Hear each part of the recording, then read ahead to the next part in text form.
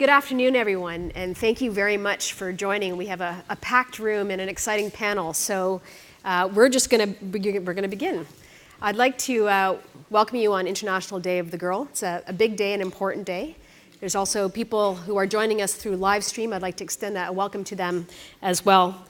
My name is Farah Mohamed, and I'm the CEO of the Malala Fund, and I'm thrilled to be the moderator of this very esteemed panel. In the next hour, we'll be asking these panelists to speak very candidly about something that's incredibly important and that could, in fact, change the way that the world works. We're going to be talking about a learning crisis. And we're calling it a crisis for a reason. And you're going to hear a bit more about how we can avoid this crisis if we all pull together and do our part. Before we begin, let's get through some housekeeping stuff that's always kind of important. We do have people joining us on Twitter. If you're going to tweet, and we hope that you will, to make sure that there's some momentum in around this conversation, please use the hashtag #LearningCrisis. Learning Crisis. We're going to begin with the first round of questions. I get to do the first round of questions, and you saw us all hugging up here earlier. I hope that will continue after the first round. I have told my panelists they have 3 minutes, and we have a signal if they come over the 3 minutes. I won't be jumping up or leaping up. If they don't follow the signal, I will have the voice of God through this microphone. While the event will be held in English, we also have interpretation, and we have Arabic, French, and Spanish.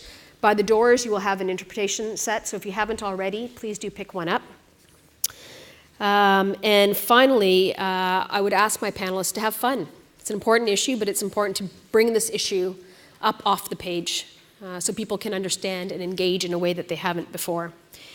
I will just start with a few opening comments. So first of all, it's really hard for me to believe that we're in 2017 and we're talking about a learning crisis. It's kind of shameful if you think about where we could be if we spent all the resources and the time. But the good part is we are talking about it. And if we talk about it, we can put ourselves on a very different path. We're at the World Bank, so let's talk about a couple of different statistics and numbers. First of all, to close the gap on education, governments should be spending 20% of their budgets on education.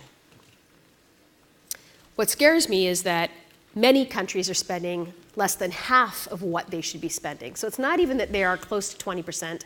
In some cases, they're nowhere close to it. For the Malala Fund, the number we think about is the 130 million girls are out of school. Think about that, 130 million girls out of school. For those who have nieces, daughters, you would never think it acceptable to not have a child go to school, secondary education. In terms of this year and why we're having this conversation now, this is the year of opportunity. So if you think about what's been going on in the world, this year, we just came out of UNGA, United Nations General Assembly, where education was front and center. We're here at the World Bank with an esteemed panel talking about education. In the next year, we'll have the Global Partnership for Education Replenishment. We'll have the G7. We'll have the G20. We'll have the Commonwealth Heads of meeting in London. These are all pivotal moments where the world is watching. And we have an opportunity to have education be at the forefront of all of those agendas. So it's not just one working, it's all of them working together. Now, what I'd like to do is introduce my panelists. Many of them you will know, you've heard of them, you've read about them, so I won't be sharing their full bios, but I do encourage you to learn more about them. They're each on this panel for a reason. We'll begin, of course, to my left, Kristalina Georgieva, Chief Executive Officer of the World Bank. It's really nice to have you here, and you can applaud because these people are exceptional.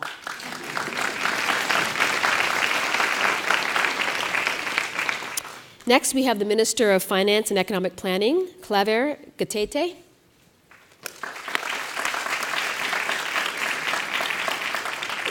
Wendy is in the middle here, and Wendy is the CEO and the co-founder of Teach for All. From Indonesia, we have the Minister of Finance, Sri Mulyani Indrawati. And finally, Winnie and I just discovered that we both have Uganda in common. Winnie Byanyima is the Executive Director of Oxfam International. So again, we've got first round of conversation and questions, and I'll try to be as direct as possible, and I would encourage you to do the same. First, we're going to start with you, of course, Kristalina. We have this report. Everyone, we're going to do a little promo. We like to do this. Props are always welcome. Look, you've got this report. It's the World Development Report on Education. It talks about a learning crisis, and I just got to ask, why are we talking about a learning crisis now, today? We are talking about the learning crisis because of two reasons. One, far too many kids are not in school, boys and girls. When I was growing up, my best memories were from going to school. Learning, playing with my friends, mischieving. School is what I would cherish as part of making me who I am. And I think it is the right of every boy and girl to have this opportunity, to have this chance to build themselves. When we face the second part of the problem, that even for kids in school, schooling is not equal to learning. And I was quite shocked. By the way, this report is not your traditional grandfather World Bank report that you take as a sleeping pill. It's a great report. You can read it and you can find so many interesting things about the world of learning or not.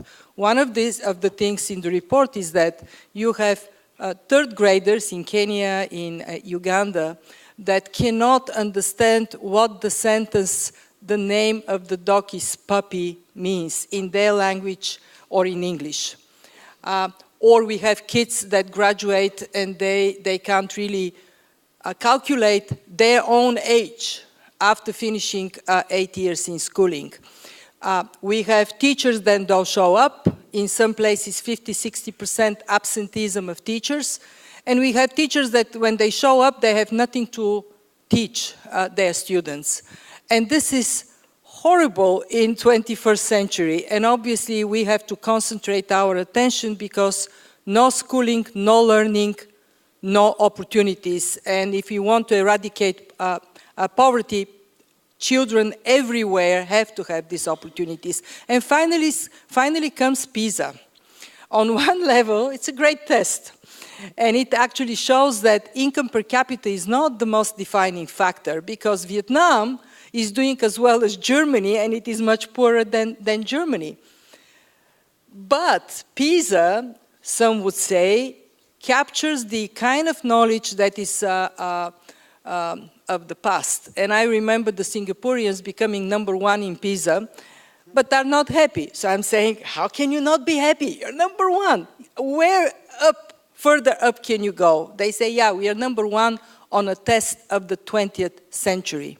So getting kids in school, getting them to learn, but also shifting gear in education to prepare us for the world of tomorrow.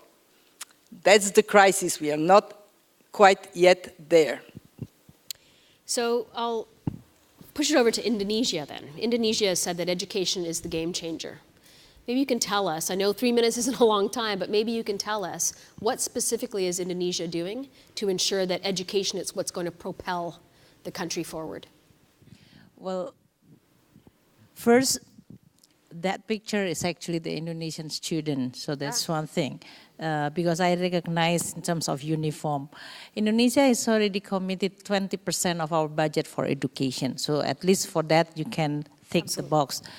And that was adopted 10 years ago. So the question now, how this 20% of budget for education means in terms of learning and quality of result. And it is really a very hard question.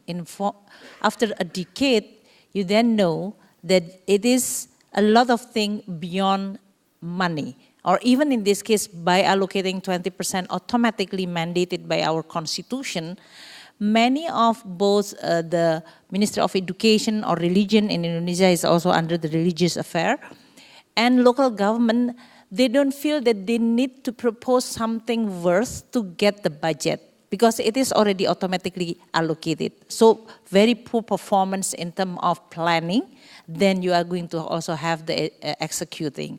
I think we learned quite a lot of how we are going to make sure that this 20% allocation of budget will become a game changer. A lot of hope in terms of you are going to have a much better human capital quality, labor force for Indonesia. We are a young demographic, 257 million. We have 3 million teachers, which I think the quality of the teacher is totally not even. Only 50% is formally certified, although the quality of certification is also in question. It is supposed to be when you are certified, then you are actually up to a certain level of quality.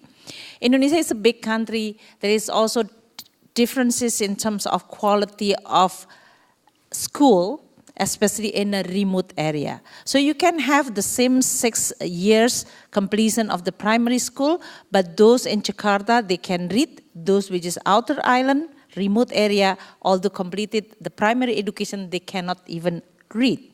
And that is something which is talking about quality. So what we should do, I think it's not about the budget, it's more in terms of how you are going to design the school system and learning process.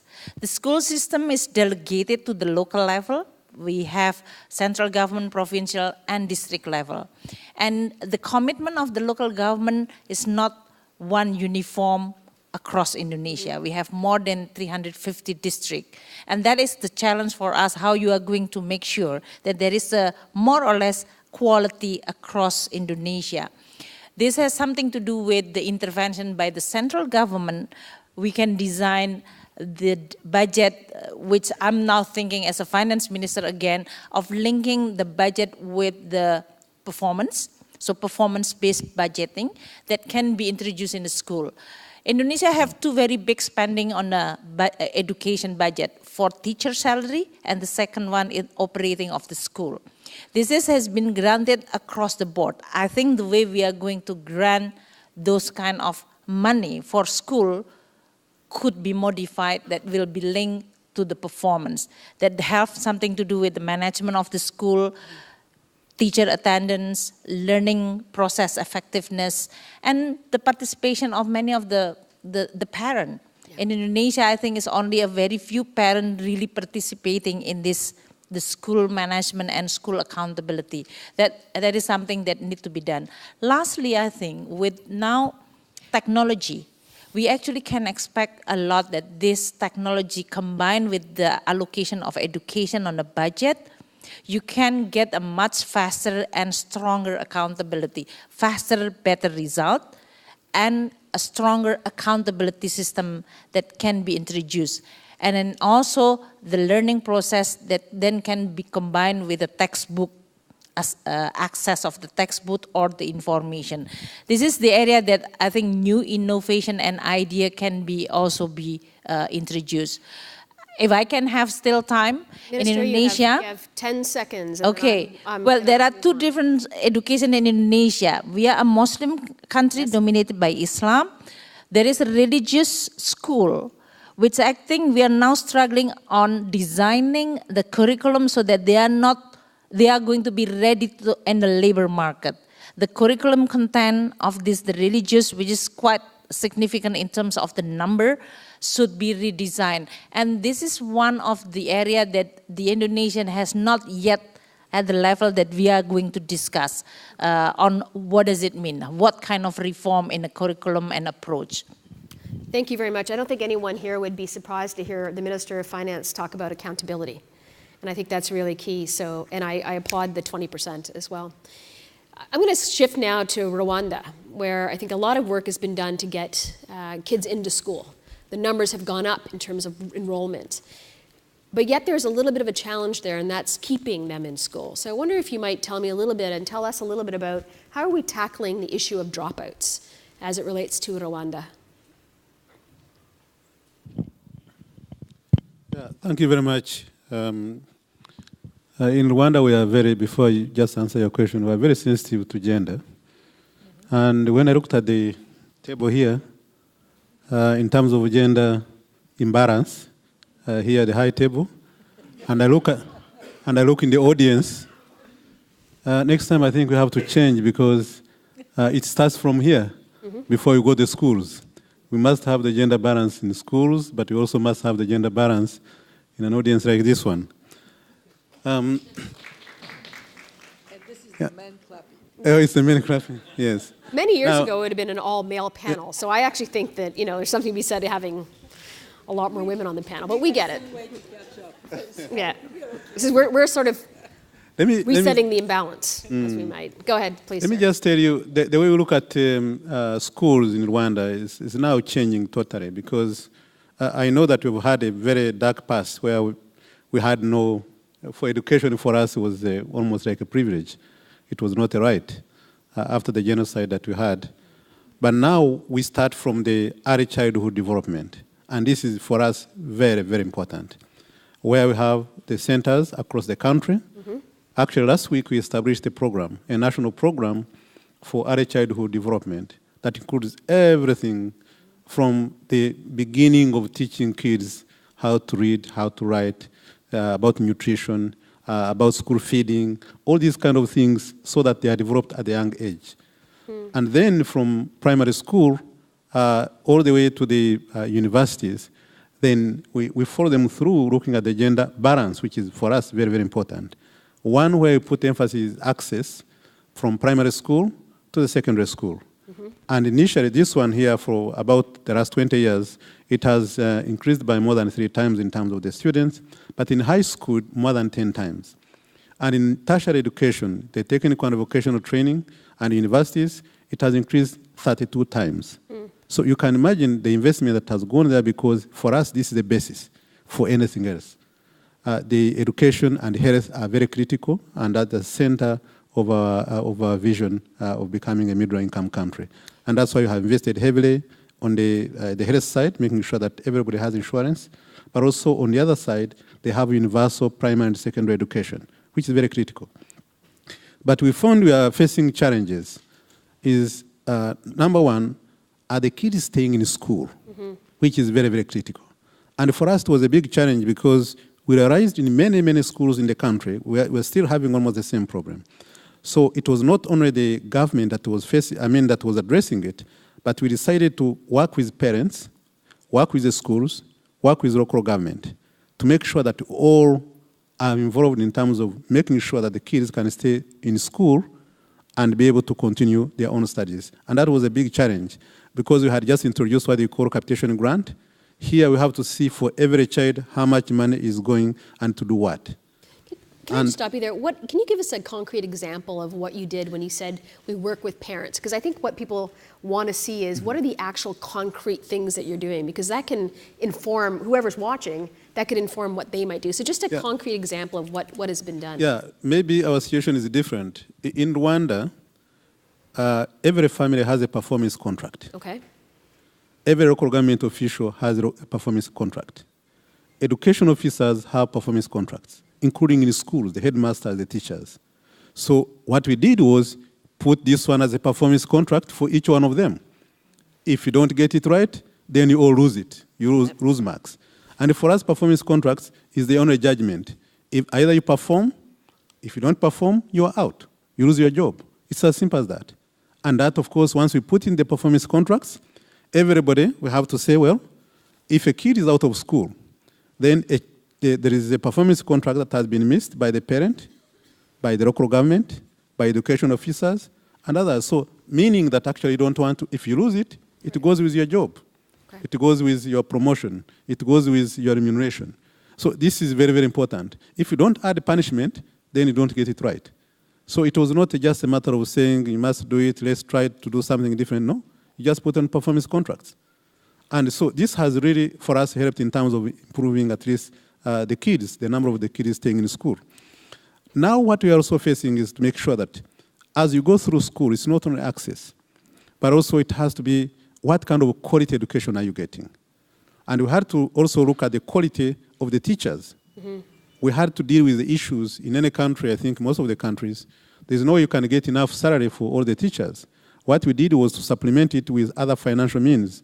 We have a credit and saving institution for the teachers in the country, which is subsidized by the government, where we put resources, they can get cheap loans, they can get resources for different things. And this has helped in terms of stabilizing them because we cannot keep increasing the salaries almost for it becomes very difficult. But you supplement it with other means of getting access to resources. So at least they are motivated. Okay. Now the rest was, for us who believe in IT in Rwanda, even from the young age, it was a tough challenge initially because we started with 1 laptop per child.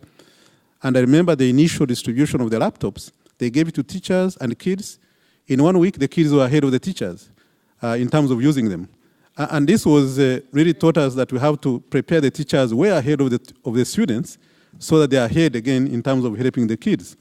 And now because we are establishing at least the model centers of excellence in the country, we need sciences, we need IT in all the schools. We need the curriculum to be at least loaded on their own computers. Mm-hmm. This is where we are saying we are getting the quality in terms of teaching in Rwanda. Yeah, we're going to come back to technology. Yes. So I want you to hold that thought because we are going to have a specific question on technology, I'm quite sure. I want to maybe just shift away from government responsibility and accountability and engagement. And Winnie, I'm going to ask you, there's been a lot that has been said about access to education. And there are a lot of people who believe that we might be cracking the code on getting girls and boys into school in urban areas. But we have a real problem in terms of the gap between those who don't have the same sort of access. So maybe from your point of view, talk to us a little bit about the gap between rich and poor, the gap between urban and rural. Because I think when you talk about a crisis, you can't just have a conversation about a learning crisis for a certain population of people. Otherwise, we're going to have the same conversation about those people in 10 years. So maybe just sort of help us understand what the real challenge is, and from the point of view of Oxfam, what can be done? Yeah, you're right, Farah. And Oxfam welcomed the World Bank's development report because it highlighted inequalities in learning outcomes. That was very important. We came out recently with a new measure. We call it the Commitment to Reducing Inequality Index. This is a new measure, and we are ranking 152 countries on how they are committed to reducing inequality, and we measure 3 things. One, we measure labor rights. To what extent are what are the conditions of work and the wages for workers in that country, especially women workers? Mm-hmm. Then we look at social spending. We measure to what extent are they spending on health, on education, and on the social safety net. And thirdly, the progressivity of taxation. How fair is the tax code? Are the rich paying their fair share? Now, when we look at these countries and rank them, I want to give you an example of Nigeria and Vietnam as 2 examples. These are 2 lower middle income countries. While in Nigeria, 10 million children are out of school, the highest number in the whole world. In Vietnam, every child gets a good education. They have test scores that are better than some of the OECD countries, this low middle income country. Vietnam spends almost 3 times as much on education as Nigeria. They spend about 5.7% of their GDP. In civil society, we recommend 6%. Mm-hmm. They spend about 18% of their budget, and the gold standard for us is 20%. Nigeria, 1 in 10 children do not reach their 5th birthday. I could go on their differences. But focusing on education, we see very clearly that equitable investment and learning go hand in hand. The money that Vietnam puts in education results in learning outcomes for their children. The money that Nigeria doesn't put in education results in millions of children out of school. So for us, the question of resourcing is very important. It's not the only thing. It has to be equitable, and you must have good policies, but you must have the money too. Now, are you about to cut me off? No, no. Let me say one more thing about no, resourcing. please, yes. Now And it's really scary. we say, at Oxfam, we say that it's possible to pay for our children to be in primary school and secondary education and get a good quality education, all of them. How? If we tax the rich and stop tax dodging. The money is there. Africa alone, we have estimated that 1/3 of the money of wealthy people is stashed away in tax havens. That's about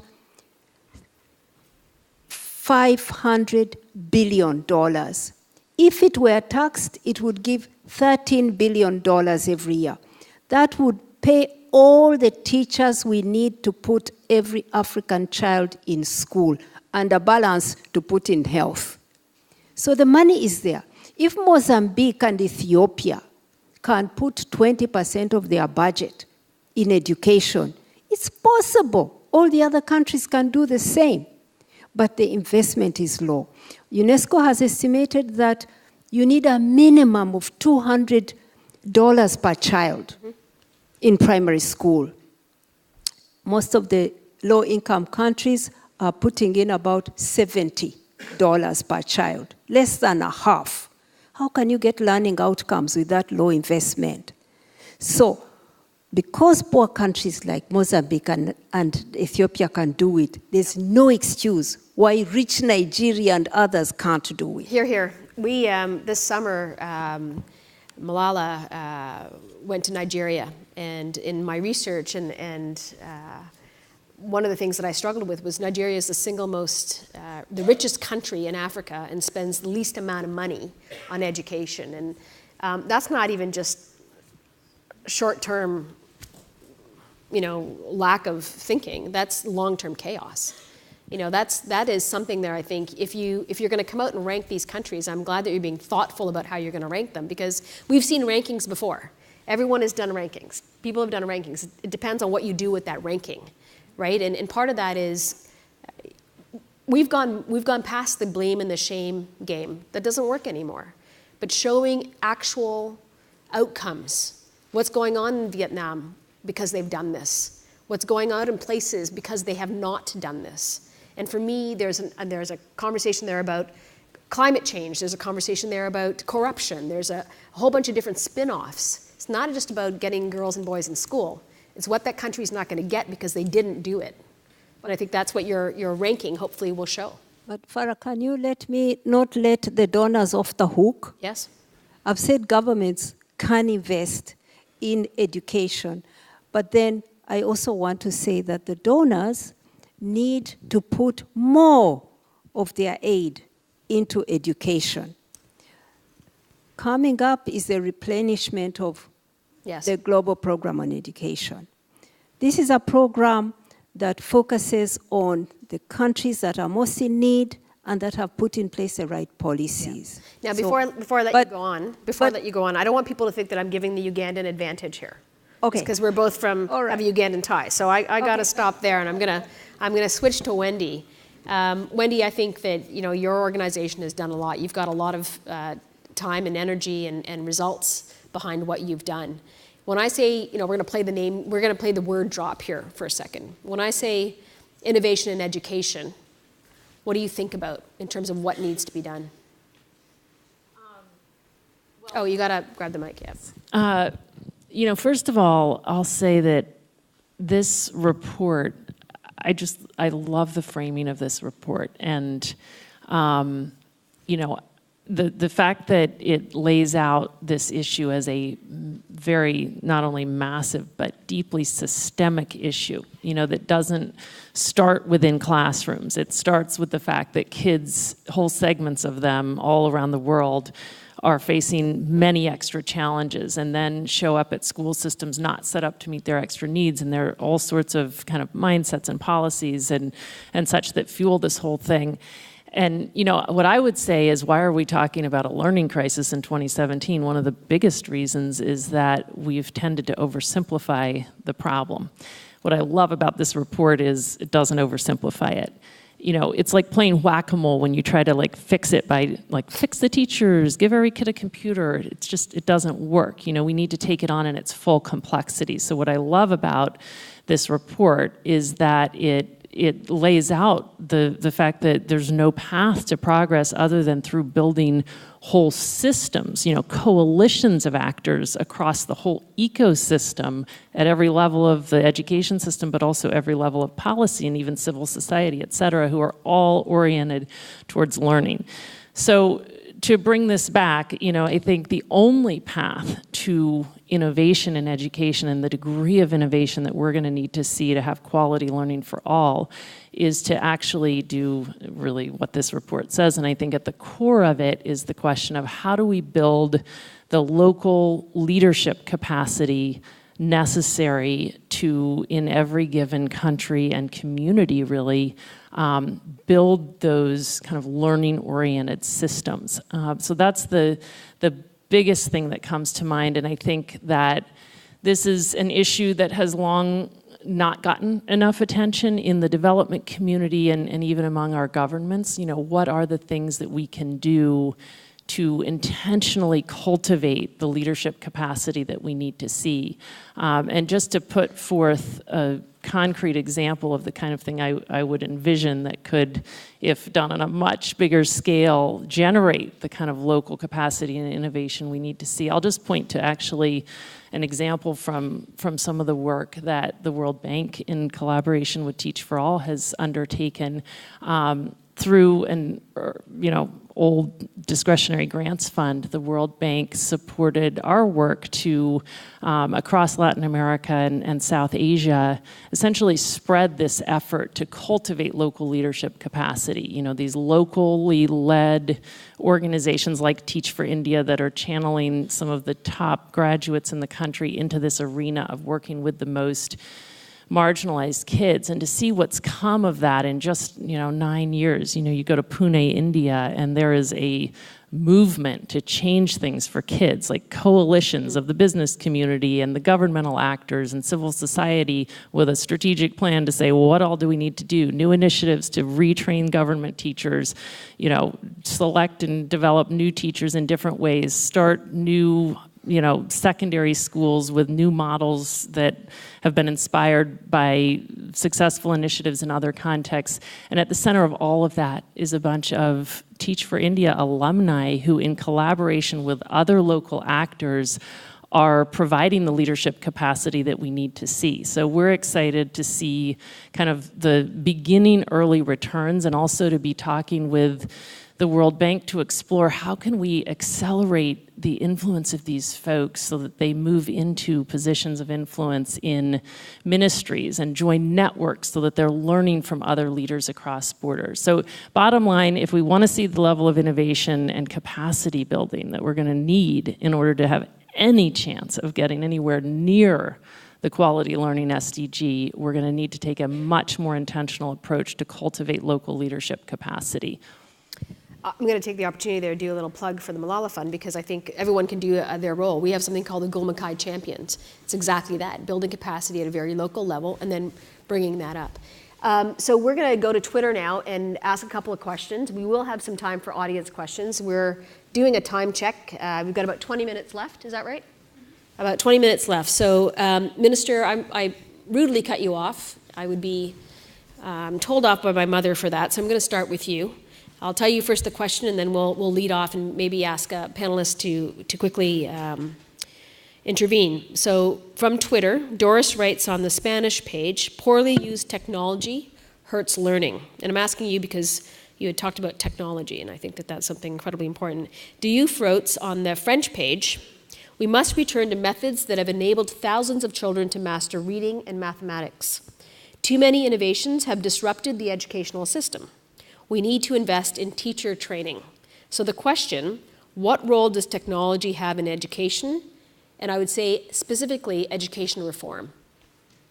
Minister, I'm going to ask you to please lead off, and then if you'd like to answer, just indicate, and we'll go quickly if we can, because we have a number of questions. Yeah, thank you very much. Before that, I think I just wanted to say that when we look at education, and I don't want everybody to miss this, For us, we look at the environment. What is the infrastructure like? What is the hygiene? And then from that kind of environment, then you go to the tools that they use, which is, of course, once you have the computer, the reason for that is to make sure that you can access as much information as possible, beyond what you get in school, beyond what you have in your retro book if you're in school, primary school, or you're in secondary school. There's no way you can reach as much as information. There's no way you can keep and access different, for example, libraries and be able to access information if you don't have a computer with you. And that's why it is very, very important to make sure that the kids earlier on can be able to access as much information as possible in order to carry out their own research, in order to be able to even read from the libraries without necessarily going there, but at least they have the tools to be able to get as much information as possible. Otherwise, it will be limiting the kids from actually expanding their own knowledge while in school. And this is very important. The same thing for the teachers. Also, they need access to information. And that access to information, not only at the national level, but globally, you need to have tools. And the tools is computers. I don't know how you can do it without having the computers. I'm just going to tangent on that and ask you, then there becomes an issue of quality, right? When you have access to education, and that education is different depending on what kind of access you have, maybe you could say a little bit about quality. Well, first a reflection from my own experience when I was World Bank country director in Russia, huge country, and we had the goal to make sure that every school in Russia has the same curriculum for kids as the kids have in Moscow. And you then use technology, you create the centers where teachers would come, and then you communicate a curricula everywhere. And then you put tests that are universal for the whole country. And then you would know whether the quality of teaching and learning is more or less standardized. So we actually believe that technology has a role to play, but it has to be well thought through, and it has to be fitting in what results, what outcomes you want to achieve. Right. Not just willy-nilly, oh, here is technology, boom, you throw it at people. I think that for the bank, the big change that has happened over the last years is to think about outcomes and to direct our funding towards measurable impact of learning on kids and their prospects. And that is, I cannot say enough how important it is. And then getting these outcomes to help us identify what are the gaps for teachers. Because one thing about all these measurements, they're only meaningful if they lead to viable policy change, that you can actually build a system, as you were talking about, that you build a system that is better than the one you had before. And it is as much a learning experience as one can find. I would finish with this. When we do all that, we need to remember the people that are left furthest behind. And that part of our conversation here is a bit abstract. If you're talking about Central African Republic, or you're talking about war-torn parts of Mali or Yemen, computers, curricula, outcome-based learning, this is not yet there. So we do not have to, we have to not forget there is a part of what we do that is the very basics of having the schools and the teachers reasonably well trained and the kids in classrooms staying there, and the funding that is prioritizing exactly this left furthest behind. Okay. So this question is also from Twitter. We have 15 minutes left. I still have a round. And we want to have a couple questions from the audience. So I'm just going to ask this in a kind of a different way. It says, everyone says how important education is, but education budgets are still small. Minister, you said it's more than just about more than just about money, which I think everyone here on this panel would agree. So quickly, a phrase or a word. If it's not money that's going to improve education and get us beyond this learning crisis, what is the one thing aside from money that we need to do? Winnie, I'm going to start with you, and I'm going to work really rapidly. A phrase or a word. Please take the mic. But I'm going to insist on money. It's about money. But in addition to money, Hey. so you have all the money in the world. What else do you want? We all agree money is important. But aside from money, Winnie, there's got to be other things. But you see, this is the problem. Yes. That we are here at the World Bank, and the World Bank wants us to stop focusing on the resourcing of schools so that our kids can all go to school. Now we Instead, they want us to focus on something else. Hold your breath. Let me finish my point. She is a friend of the bank, but she does not work for the World Bank. We actually do want more money for education. Yeah, but you see, she's playing into your hands. What we know, this Wait a report. minute, I'm from the Malala Fund. Fund means we want money. This report, this World Bank, this report has said, has cautioned governments that there is no consistent evidence that private schooling leads to better learning outcomes. But having said that, we would like to see the World Bank then take its own advice and stop funding these for-profit schools because they are changing the education system, shifting the discussion away from resourcing public, equitable, quality education for our kids to looking for options that don't work. Okay. Options that have not been Winnie proven. didn't answer the question, So for so I me, get to it's cut her money. It's money, it's money, it's money. And policies and equity. Yeah. Okay. I think we all agree that money is important, but I think we also have to think beyond just the money, and that's what I was asking. Minister, if you wouldn't mind, you had first put this issue on that it's not just about the money. One word, one phrase. Please help me out here. Well, everybody one word, one phrase, but long sentence. Okay, that's fine. I think what I said beyond money is the necessary condition, but not sufficient. That is how we usually describe.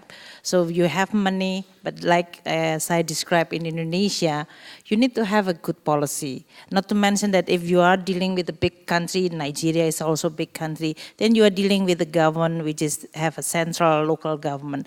How you are going to divide the responsibility between central, which can design the policy, and how the execution at the local level. If you are going to have a system of education which is like not one homogeneous, like in Indonesia, as I said, the secular and the religious, how you are going to actually design these two in this case. And then the most important is then you are going to link what is this result of school and learning. The result is for what? Is it going to just to find a job? Or you are going to creating a human capital who can fulfill their all potential capacity to actually have a matching with the challenge of the future with all the change. And can I also speak about the technology in this case? Because we actually want to have a technology. If it is only an access, we have a massive online system. We can have an access of long distance learning.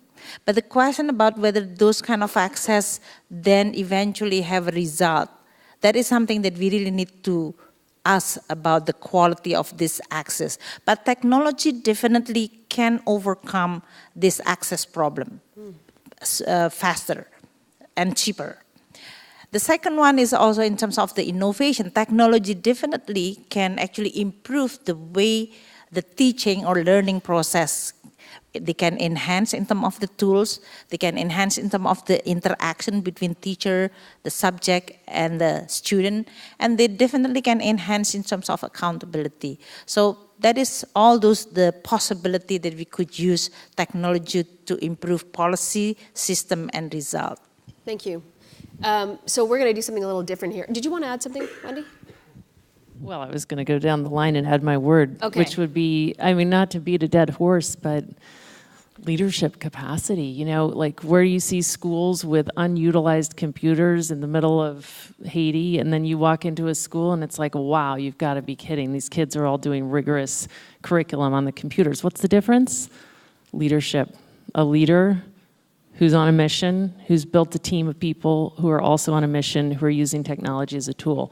We can do all we want. We can throw lots of money at it. We can throw lots of computers at it. We can throw lots of people at it.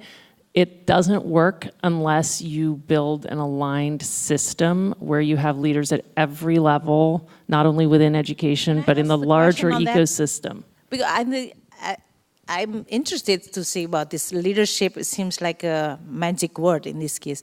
And if you're dealing with 3 million teachers and 250,000 schools, how you are going to create this one? I mean, we have, for example, like the teacher school, the school which is producing teacher. And this is something that we really need to ask, is it really like a manufacturing and producing the same quality?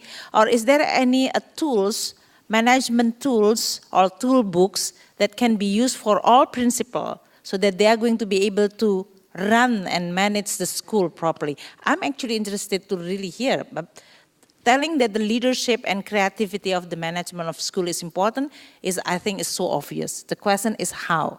And this is exactly what we really want to learn across the world, a globe, how this kind of leadership and management can be actually massively teach to all this 1,000 or million of schools. Okay. Wendy, do you want to respond? Because I think you and I had a conversation in the hallway there, and you probably have something you want to say about how do you make sure you're not just...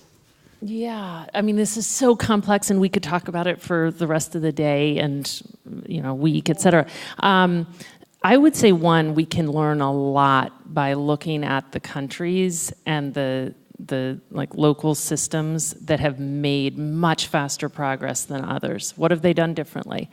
I think what we're going to find is that they had aligned leadership. You look at the example of Peru, where you had policy and a lot of efforts around strengthening leadership capacity at a significant scale. So I think we can learn a lot, and I also think, as we were discussing earlier, that we can do a lot more than we've done at the global level to foster local leadership capacity. There are so many good, high potential people and leaders in ministries and systems all across the world, but we're expecting them to wake up and imagine things that they've never been exposed to. We could do so much by building more networks and opportunities to help local leaders see what's possible, see what's working in other contexts. We invest almost nothing. It's been so shocking for me to get into this global arena and to realize how little we do to help local folks learn from each other across borders. We could radically increase the pace of change with just a little bit of investment in kind of a global learning and sharing infrastructure. Okay. We're boiling down to the numbers, so we're going to ask for a phrase, a sentence, if you want to call it that, but it can't be run on. No, thank you so much. I just want to make sure that really for us, we talk from a direct experience. The money is very, very important, is necessary, and we need it for all the schools.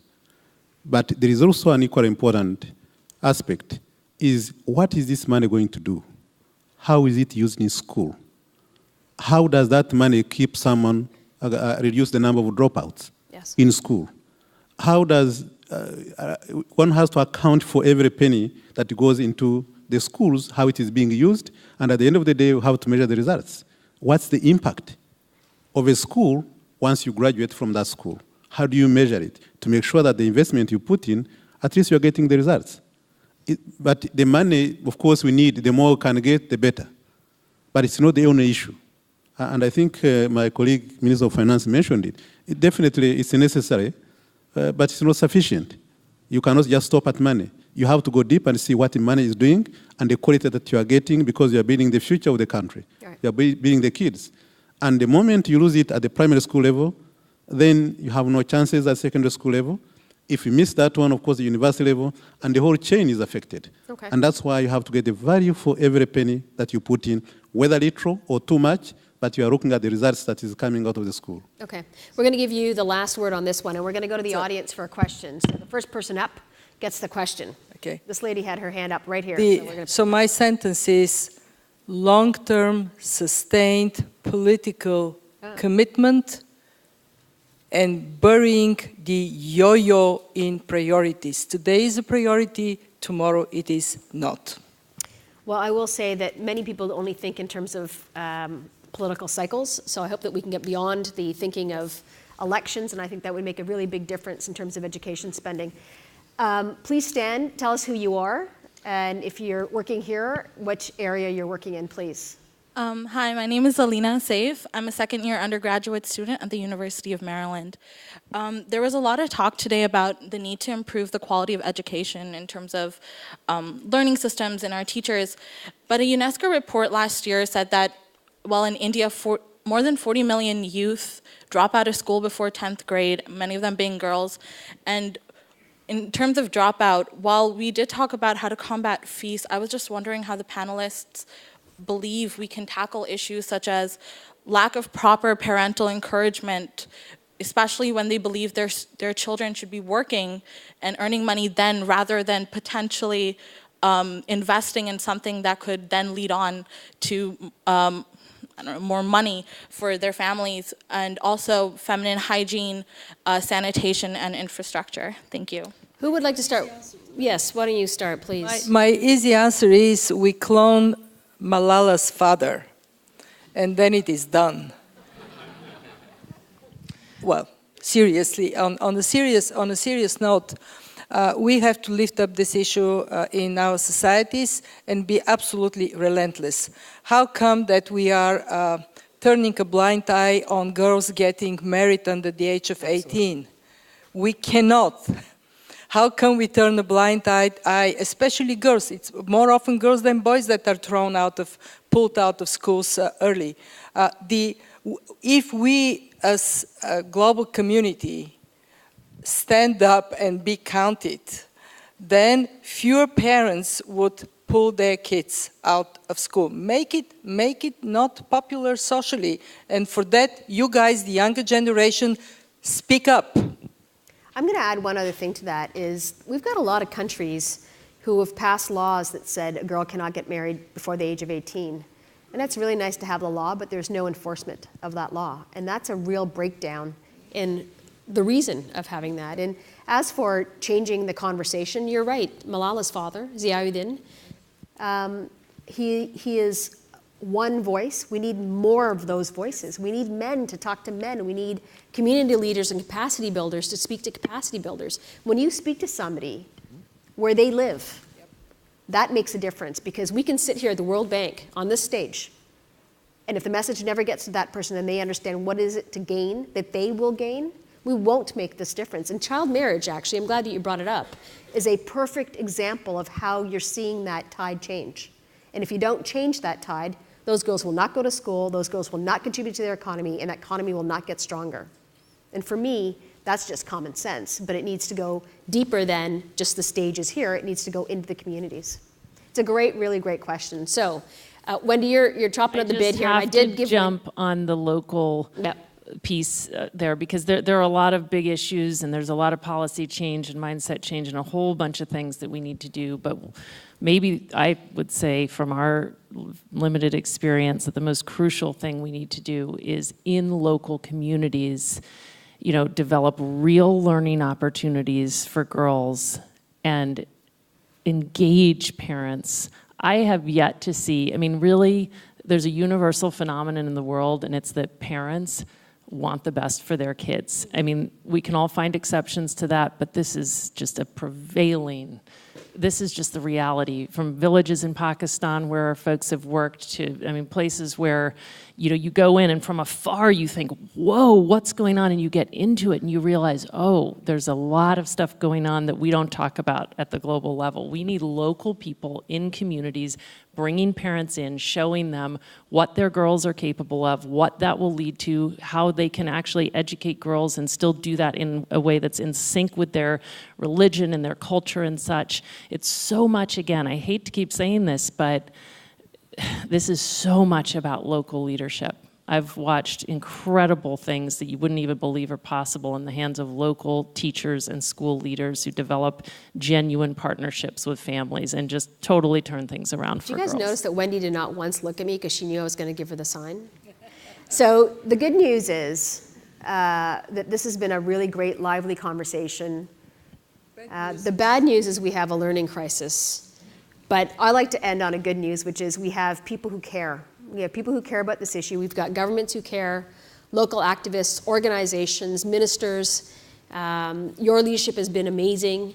And I hope that everyone here in this room knows that they have a responsibility on the issue of education. You don't just get to come here listen to people speak. You do have levers that you can pull, that you can engage people, or you yourself can get engaged. So with that, I want to thank the panelists. We made you laugh, which I think is very rare in the World Bank, so I want to say thank you for being a great audience. These are not easy issues. I hope that we're not back here talking about the same thing year after year. I also want to thank our audience who's joined us through live streaming. You've been patient, and I hope that you've learned and you've been activated. And for myself, I want to thank you because I'm new to this game. I'm new to this family, and I do think that there's a magic that is waiting in the wings that we can all work together. So with that, oh yes, well, it's your house. You get the last word. Since I'm the hostess, I would take the last word just to say that on behalf of the audience and the panel, we all want to wish Malala all the best. She just enrolled in university 4 years after she was shot because she stood up for education. And she would have been here if she could. Thank you. Thank you.